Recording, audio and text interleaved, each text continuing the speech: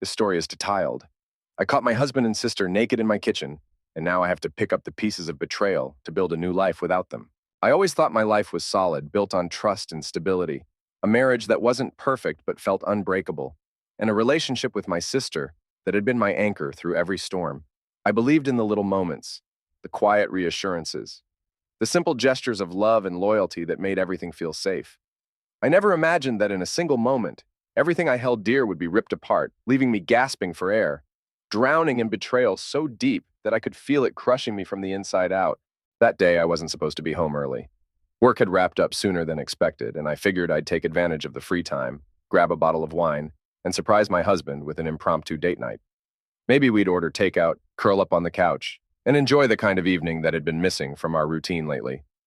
As I pulled into the driveway, my sister's car caught my eye, and for a brief moment I smiled, thinking maybe she had brought something over from her restaurant, a thoughtful gesture she did often, always insisting I needed to try whatever new dish she had perfected. She had a key, and she was always welcome in my home, so I thought nothing of it as I stepped inside, expecting to hear her voice chatting away with my husband, maybe laughing about some childhood memory, or telling him one of her ridiculous work stories.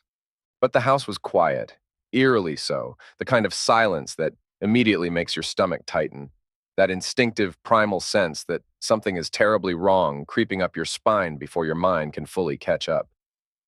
I took a few hesitant steps forward, my ears straining for any familiar sound, but what I heard wasn't laughter or conversation. It was something low, muffled, and unmistakably intimate, something that made my heart slam against my ribs as my breath hitched in my throat. I turned the corner into the kitchen, the space I'd poured my heart into designing, a place that symbolized warmth and family. And in that instant, it became the scene of a nightmare that I would never wake up from. My husband and my sister tangled together in the most unforgivable way, their bare skin illuminated by the soft afternoon light streaming through the windows, completely oblivious to the world around them. My mind struggled to process what I was seeing, my body locking up as though I had been physically struck, my lungs refusing to pull in air, as if the oxygen had been stolen from the room entirely. I wanted to scream, to demand an explanation, to shatter the moment into 1,000 irreparable pieces. But the only thing I could do was turn and walk away, my legs moving on autopilot as I stumbled back through the door, barely registering the sound of my own footsteps against the pavement.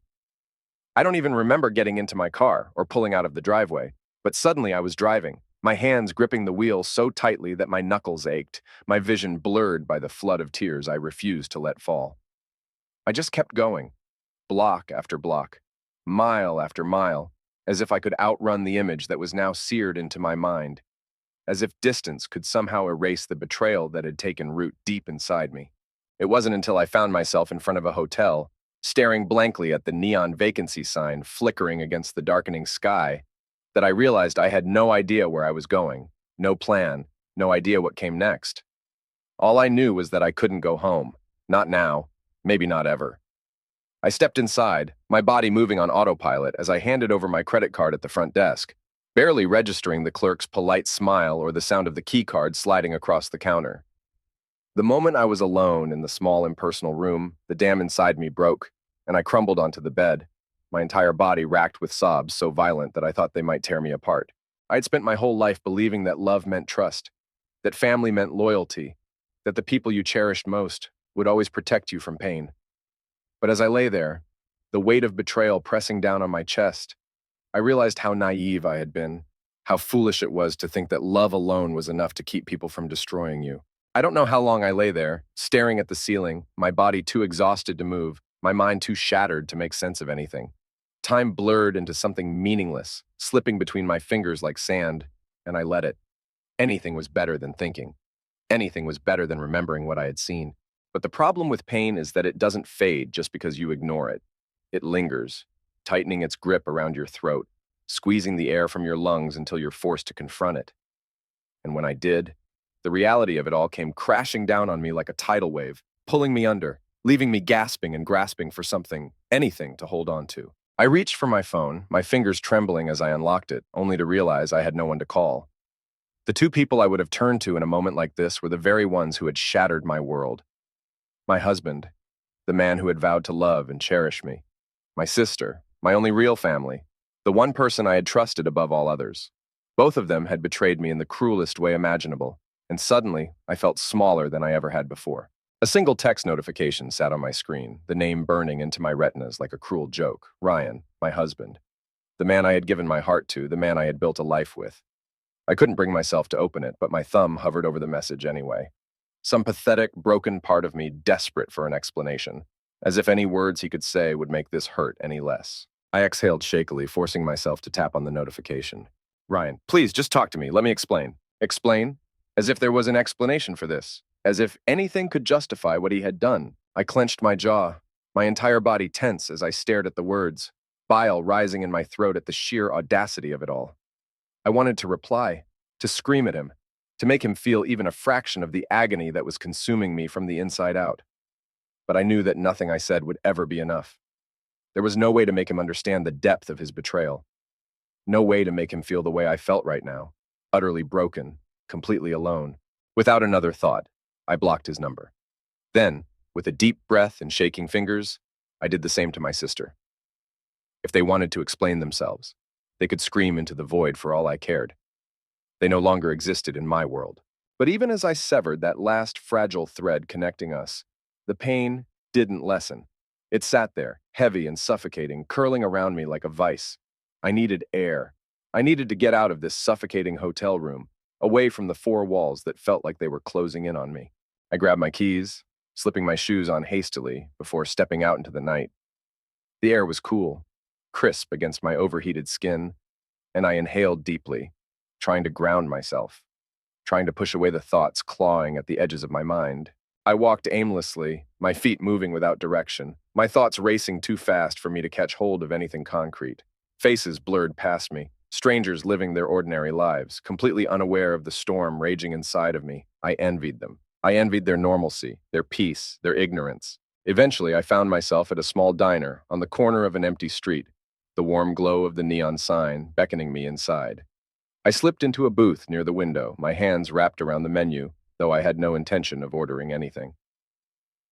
The waitress, a kind-looking woman in her 50s, approached with a soft smile, her voice gentle as she asked if I wanted coffee. I nodded wordlessly, too drained to do anything else. As she walked away, I let my head fall into my hands, the exhaustion pressing down on me so heavily that I thought I might collapse under the weight of it. I wasn't just mourning my marriage. I wasn't just mourning my sister's betrayal. I was mourning the version of myself that had believed in them, that had trusted so blindly, that had built a life on a foundation that was now nothing more than rubble.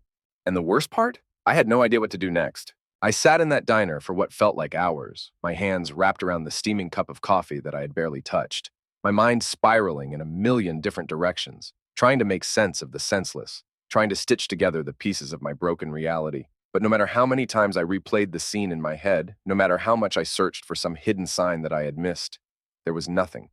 Just a cruel, cold betrayal staring me right in the face.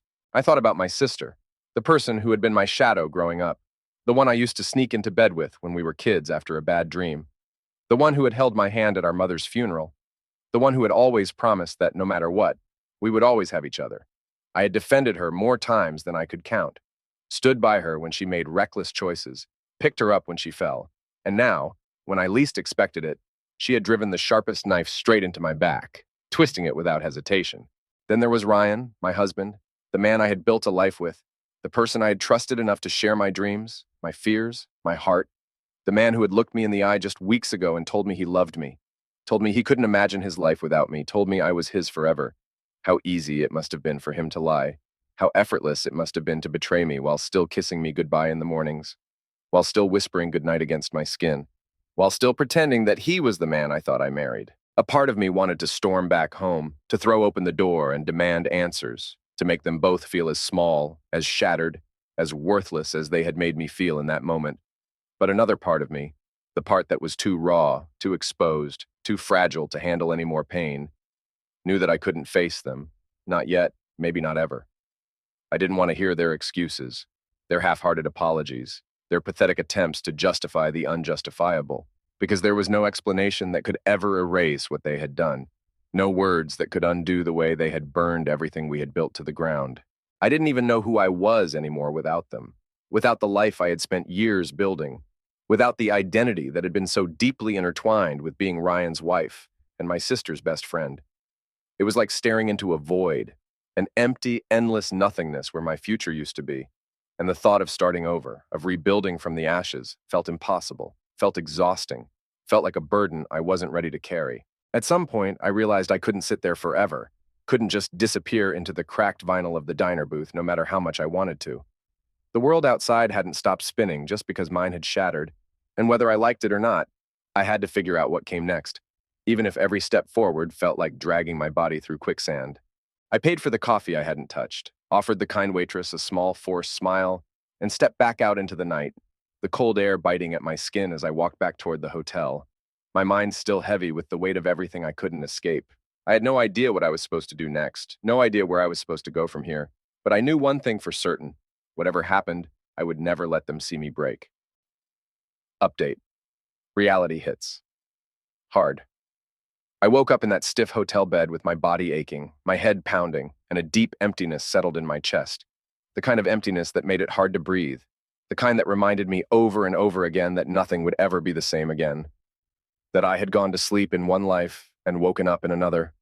A life where trust was a fragile illusion. A life where the people I had loved the most had destroyed me without a second thought. For a few blissful seconds, in that hazy space between sleep and wakefulness, I had forgotten, my brain still clinging to the familiar routine of my mornings, expecting to hear the soft hum of the coffee machine in the kitchen, expecting to feel Ryan's warm body beside me, expecting to reach for my phone and see a message from my sister asking something mundane like if I wanted to grab lunch or borrow one of her sweaters. But then reality came crashing down like a wrecking ball, ripping through the thin veil of forgetfulness and dragging me right back into the nightmare I was now living. I stared at the ceiling for what felt like hours, listening to the muffled sounds of life happening beyond the walls of the hotel room, the distant hum of traffic, the occasional laugh of a stranger in the hallway, the clinking of dishes from the hotel's breakfast bar downstairs, all of it reminding me that the world was still moving forward, even though mine had completely fallen apart. And for the first time since I had walked in on them, I let myself wonder, what were they doing right now? Had they even bothered looking for me? Or had they already moved on, sweeping the wreckage of my life under the rug like it was nothing more than an inconvenient mess they didn't want to deal with? Had Ryan slept in our bed alone last night? Or had my sister taken my place before the sheets had even cooled? Had they felt guilt, shame, regret?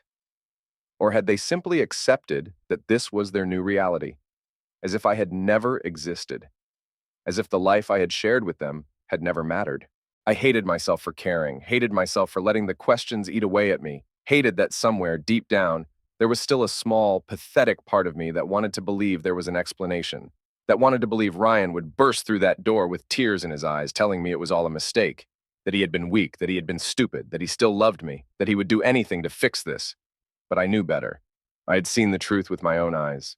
I had watched my entire world collapse in the span of a single breath, and no amount of words, no amount of apologies would ever erase that image from my mind. I reached for my phone out of instinct, expecting nothing but silence, but instead, I was met with dozens of notifications. Missed calls, unread messages, frantic voicemails, all from Ryan, all from my sister, their desperation bleeding through the screen, their attempts to reach me growing more frantic with each passing hour. And for a moment, I felt the sick satisfaction of knowing they were panicking, knowing they were scrambling, knowing they were feeling even an ounce of the agony they had inflicted on me. But then I opened the messages, and any satisfaction I had felt was immediately swallowed by disgust, because instead of confessions, instead of remorse, instead of anything that even remotely resembled accountability, all I saw were excuses, pathetic attempts to justify the unjustifiable. Ryan telling me it wasn't what it looked like, that he had been drunk, that it had just happened, that he hadn't meant to hurt me. My sister pleading with me to talk to her, telling me she had been lost, that she had made a mistake, that she still loved me, as if love was supposed to make this any better, as if love was supposed to erase the betrayal that had already been carved into my soul. I blocked them both without hesitation, my hands steady, my resolve unshakable, because I refused to let them poison me any further. I refused to let them spin their lies into something digestible. I refused to give them the satisfaction of thinking they could manipulate me into forgiving them, because forgiveness wasn't an option, because they had made their choice, and now they would have to live with it. I didn't cry. I didn't scream. I didn't break down like I had the night before. Instead, I stood up, grabbed my bag, walked out of that hotel room, and told myself that from this moment on, I wasn't running away. I was moving forward, and I would never, ever look back. Walking out of that hotel felt like stepping into a world that no longer belonged to me, like I'd been plucked from my own life and dropped into someone else's, a stranger wandering through a place that should have felt familiar, but now felt foreign, the air tasting different, the weight in my chest making it hard to breathe, my mind screaming at me to do something, anything, to ground myself in a reality that didn't feel like it was crumbling beneath my feet. I had no destination in mind, no plan, no clear vision of what the next few days, weeks, or even months would look like. But I knew one thing with absolute certainty. I couldn't go back to that house, to that bed, to that kitchen where everything had fallen apart in an instant, where I had stood frozen in the doorway, watching my world disintegrate in front of me, unable to do anything except walk away before the weight of it crushed me completely. I didn't want to see the furniture we had picked out together, the wedding photos still hanging on the walls, the carefully arranged reminders of a love that had never been real, all of it mocking me, whispering that I had been a fool, that I had built my life around a lie, that the people I had trusted most had been capable of destroying me so effortlessly, as if I had never mattered to them at all. But even though I knew I couldn't stay, I also knew I couldn't just disappear forever, couldn't just abandon the life I had spent years building without taking something back, something that was mine, something that wasn't tainted by their betrayal. So I found myself driving, my hands gripping the steering wheel so tightly that my knuckles ached, my heart pounding as I pulled onto the street that I had once called home. The sight of that house, of that driveway, of that front door that had once felt like safety now filling me with nothing but dread. I parked down the street, taking a deep breath, forcing myself to move even as every part of me screamed to turn around, to run, to forget. But I wouldn't let them take everything from me. I wouldn't let them make me a ghost in my own story. So I walked up the path, my hands shaking as I unlocked the door. Stepping into the silence of a home that no longer felt like mine, my eyes darting around the space, searching for any sign that they had been here, that they had moved on, that they had already rewritten the story without me in it. But the house was empty. No sign of Ryan, no sign of my sister. Just the eerie quiet of a place that had once been filled with laughter, with warmth, with love, now hollow and cold, a monument to everything I had lost. I moved quickly, my body operating on autopilot as I grabbed a suitcase from the hall closet, shoving clothes into it without bothering to fold them, grabbing my laptop, my documents, the things that were mine, the things that weren't tainted by their betrayal, refusing to give myself time to think, to break, to let the pain sink in any deeper than it already had. As I zipped up the suitcase, my eyes landed on the framed wedding photo sitting on the mantel, the one I had once cherished, the one that had captured a moment of happiness so perfect that I had believed, truly believed, that it would last forever. I picked it up, staring at the faces of two people who no longer existed, two people who had stood in front of friends and family, vowing to love and honor and protect each other, only for one of them to shatter those promises in the worst possible way. Without thinking, I hurled the frame against the wall, the glass shattering on impact, the sound sharp and violent, filling the silence with something real, something tangible, something that felt like release, like defiance, like proof that I was still here, still standing, still fighting. I didn't cry. I didn't collapse. I didn't let myself mourn what was already dead. Instead, I grabbed my suitcase, took one last look around the house that had once been my home, and walked out, closing the door behind me without a second glance, stepping into the unknown, into the uncertainty, into a future that was mine and mine alone. And as I drove away, the weight in my chest still heavy but no longer suffocating, I realized something. I had survived.